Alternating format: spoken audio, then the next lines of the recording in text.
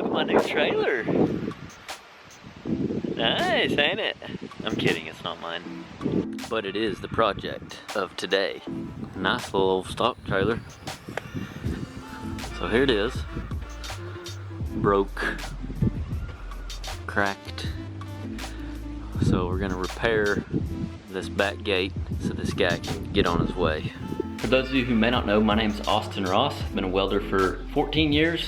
What are we gonna call it? I've been saying 10, 12, 14. Been a welder for a few years. Here on this channel, I share tips and tricks for rig welders, pipeliners, and the pipeline lifestyle, but also just welding in general, and that is what I'm doing today, a little shop project.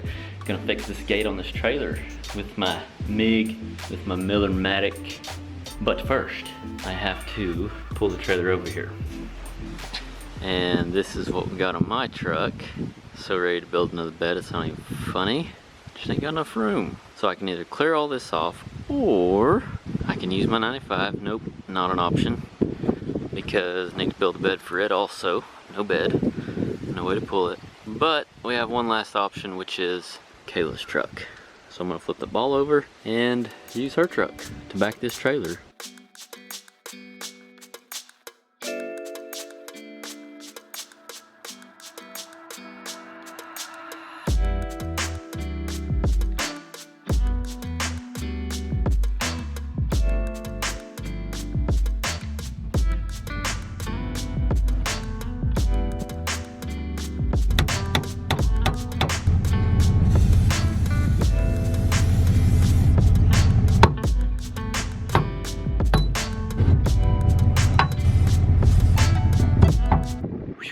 That took a minute.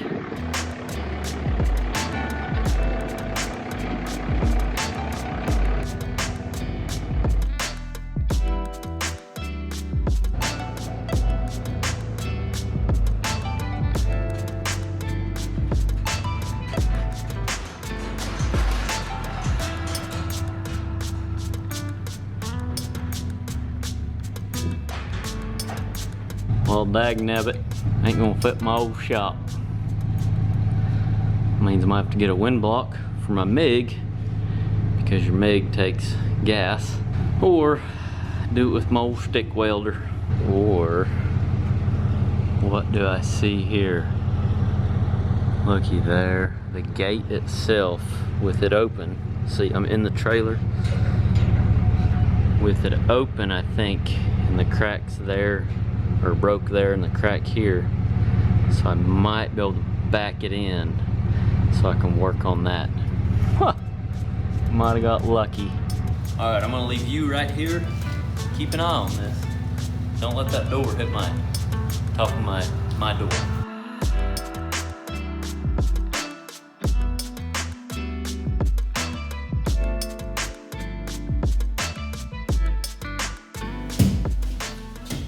Kayla and I have been working on the industrial tradition building, and we got some plywood to build another project. So since we hadn't built it yet, I'll use this as a wind block.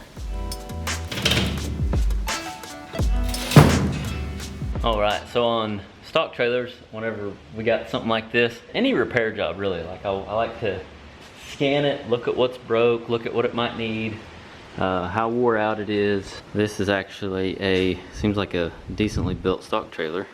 Good thickness of material there. So that's all good news. A lot of them I've worked on in the past are like in a real bad shape. So this one is actually got something to weld to, which is good. So anyway, first thing I'm gonna do probably is clean these up.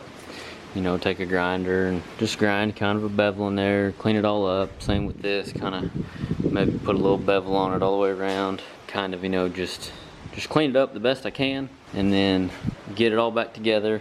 Probably put me a jack down here because it looks like this is gonna have to be lifted up, or maybe a clamp or something. Anyway, get it figured out somehow to get it all put back together just how I like it. Get some tacks on it, weld it out, and then I may even go back with a strip right here or something, depending on, make sure it ain't in the way of nothing. That's the tricky part that I noticed about these trailers. Really any welding project, when you're repairing stuff, you want to make sure it's not, you're not putting something in the way of the function of it. So yeah, let's get started.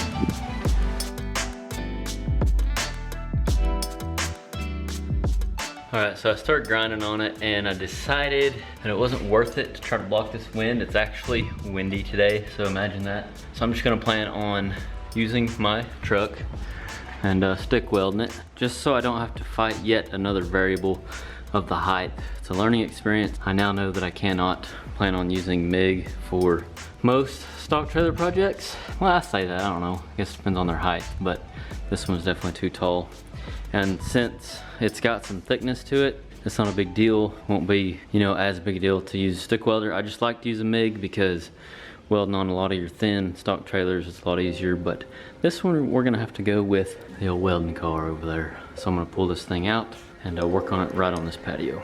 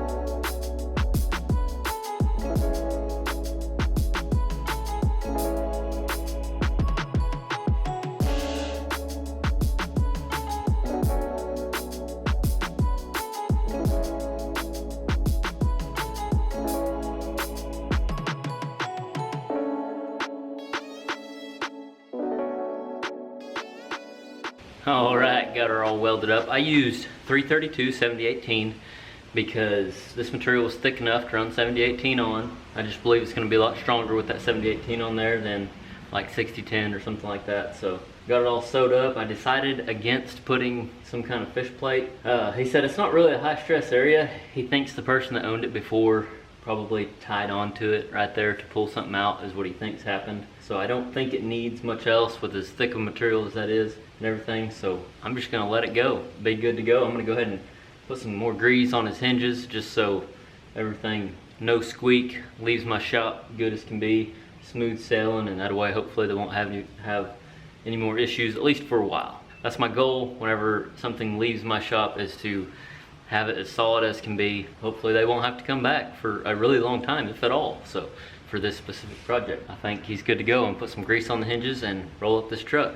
Here's a closer look. I'm fixing to put some grease on the hinges because of that right there, but I just kind of put some weld on there. That way it's good to go. It's nothing pretty. Ain't no x-ray stuff, but still ought to work good for this here project. So anyway, we got a lost grease cert down there, but we got one here. I'm gonna grease that bad boy and that bad boy. Maybe put a little grease on his latch here.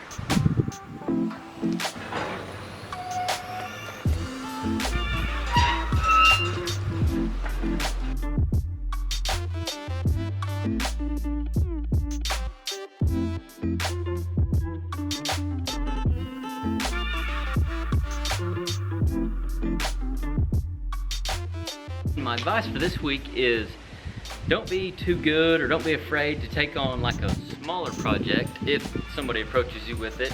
The thing about small projects, or more crappy projects, or not as clean or not as cool or glorified projects, is that can be a gateway to somebody that needs more welding in the future, you know, bigger projects, nicer projects, and stuff like that. So smaller project or more crappy project could lead to bigger projects. So, but you can also learn from smaller or not so glorified projects. So be willing to take on anything and absolutely try to learn from it. So thank you all for watching, and remember, learn something every day.